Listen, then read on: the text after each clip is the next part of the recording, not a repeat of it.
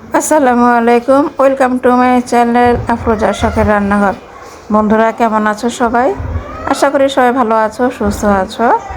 আমি আজকে করেছি মুঠা, মাছের মুঠা।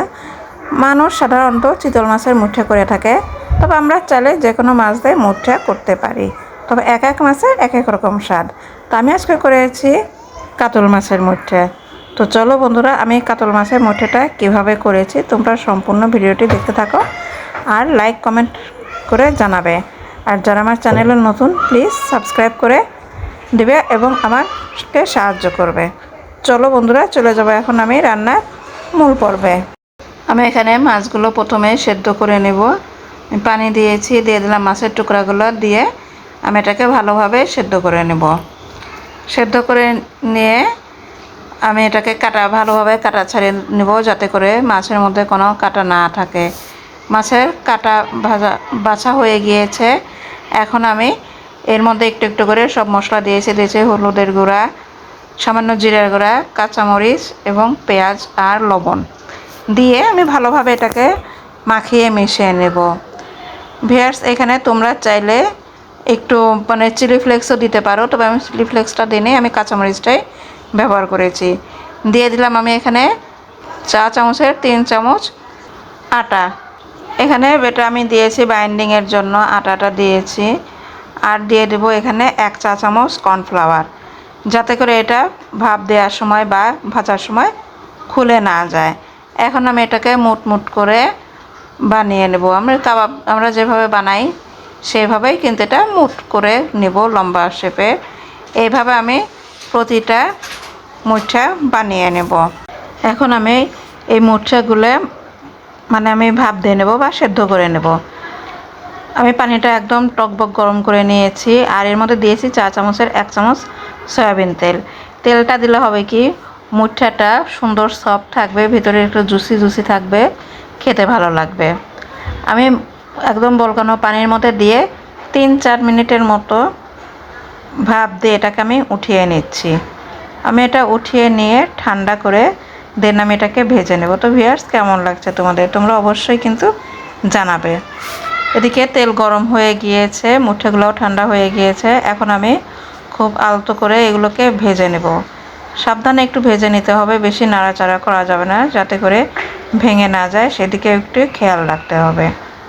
আমি এখানে হলুদটা দেইনি, যার জন্য একটু সাদা সাদা দেখা যাচ্ছে, তবে সমস্যা নেই, রান্না করলে কিন্তু কালারটা সুন্দর, এমনিতেই সুন্দর হয়ে যাবে, সুন্দর লাগবে দেখতে। এইভাবে আমি সবগুলো মাছের মুঠায় ভেজে উঠিয়ে নেব। আমি মাছের মুঠাগুলো ভেজে উঠিয়ে নিয়ে ওই তেলে দিয়ে দিলাম পেঁয়াজ কুচি। পেঁয়াজটা আমি সুন্দর ব্রাউন কালার করে ভেজে নেব। এখন একটা তেজপাতা দিয়ে দিলাম। ভিউয়ার্স, তোমরা চাইলে পেঁয়াজ কুচিটা ব্রাউন কালার করে নাও দিতে পারো, তবে আমি দিয়েছি, এতে করে একটা সুন্দর ফ্লেভার আসে। দিয়ে দিলাম পেঁয়াজ পেস্ট দিয়ে একটু নেড়ে সামান্য একটু পানি দিয়েছি, যাতে করে তেল মশলাটা পুড়ে না যায়। এখন আমি একে একে সব মশলা দিয়ে দেব। লবণ, আদা, হলুদ, মরিচ, আমরা সাধারণত মাছ রান্নায় যেসব মশলা দিয়ে থাকি সব মশলা একটু একটু করে দিয়ে দিয়েছি। ঝালটা দিয়েছি যে যার ঝাল খায় সেই অনুপাতে। আদা এবং রসুনটা দিয়েছি আমি 4 চামচের হাফ চামচ করে। এখন আমি এখানে দিয়ে দিলাম টেবিল চামচের 1 চামচ টমেটো সস। ভিউয়ার্স, তোমরা টমেটো সস না দিয়ে যদি মনে করো যে টমেটো দিবে, তাহলে ঘরে যদি পাকা টমেটো থাকে তাহলে সেটাকে পেস্ট করে নিয়ে দিতে পারো। তবে আমার কাছে মনে হয় টমেটো সস দিলে এর কালারটা বেশি সুন্দর আসে, তাই আমি টমেটো সসটাই ব্যবহার করলাম। দিয়ে দিলাম এখানে মুঠাগুলো আমি সুন্দরভাবে সেট করে দিয়ে দিয়েছি। আর এখন আমি এখানে দিয়ে দিচ্ছি দুধ। এখানে আমি গুঁড়া দুধটা ব্যবহার করেছি। আমি গুঁড়া দুধটা গুলিয়ে দেন আমি এর মধ্যে দিয়ে দিলাম। এখানে আমি কিন্তু তেমন পানি ব্যবহার করিনি, তোমরা দেখে নিশ্চয়ই বুঝতে পারছো। আমি যে দুধটা গুলিয়েছি ওই বাটি ধুয়ে সামান্য একটু পানি দিয়েছি, যেহেতু ওই বাটিতে একটু গুঁড়া দুধের ছিল, তাই আমি পানি দিয়ে ওটাকে আর কি দিয়ে দিলাম। এখানে দিয়ে দিলাম 5-6টা কাঁচামরিচ। এটা অলমোস্ট রান্না হয়ে আসছে প্রায়। এটা রান্না করতে বেশি সময় লাগে না। হয়ে গেল আমার কাতল মাছের মুঠা। ভিউয়ার্স, আমি হালকা এখানে একটু গ্রেভি রেখেছি, কারণ এটা ঠান্ডা হয়ে গেলে জিনিসটা আরও ঘন হয়ে যাবে বা এঁটে যাবে। তো কেমন লাগলো তোমাদের বন্ধুরা? তোমরা অবশ্যই এই মাছে এইভাবে মুঠা করে বানিয়ে খাবে, দেখবে আশা করি খারাপ লাগবে না, তোমাদের ভালো লাগবে এবং যাদেরকে খাওয়া হবে সবাই ভীষণ পছন্দ করবে।